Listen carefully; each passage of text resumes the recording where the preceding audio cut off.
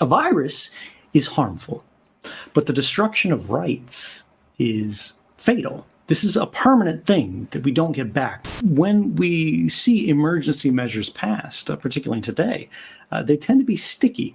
The emergency tends to be expanded. Then the authorities become comfortable with some new power. This is fundamentally in conflict, I believe, with the concept of a free and open society.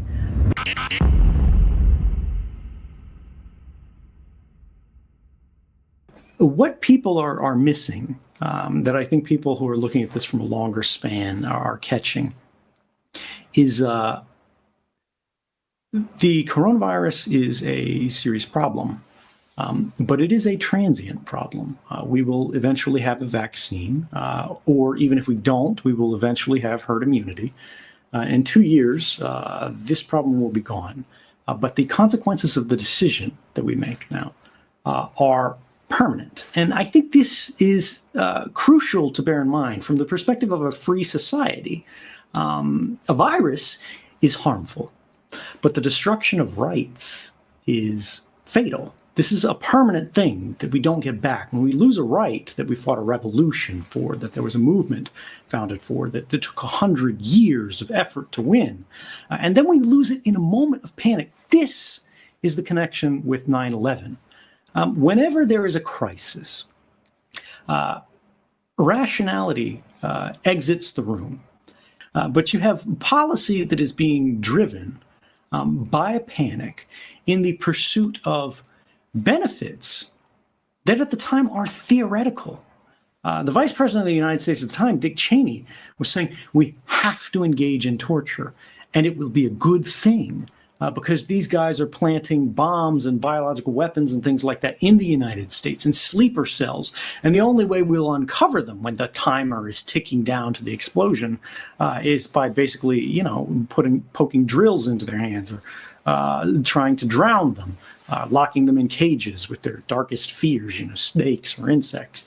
And ultimately, it culminated where we were chaining people to concrete walls in sites in Afghanistan where they literally froze to death and died. But again, they said these things would work. They said they were necessary. They said they would be beneficial. We don't want to do them, but the threat is so great that this is the only way that we can really counter them.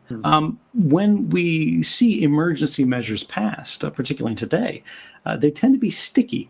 The emergency tends to be expanded. Then the authorities become comfortable with some new power. They start to like it. And the original emergency passes. Coronavirus is gone. Terrorism is no longer a big thing. They find new applications, new uses for this new power they gained. And they went, well, maybe we don't need to give this up. Maybe we can pass a new law that makes this a permanent authority. And we've seen this happen in country after country. It's not a local domestic issue. This becomes a culture of safety at all costs, right. Where they go, look, if there's any risk, we have to reduce it down to the minimum imaginable level at any possible price. And this is fundamentally in conflict, I believe, with the concept of a free and open society. And this is a little bit unpopular and a little bit controversial to say. Because there's all these arguments about, security versus privacy. In a free and open society, the thing is we're supposed to say we need both. Right? We're not being asked for security or privacy.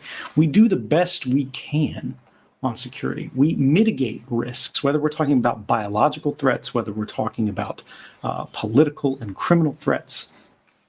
But we prioritize an order society for the defense of the individual and the common collective good.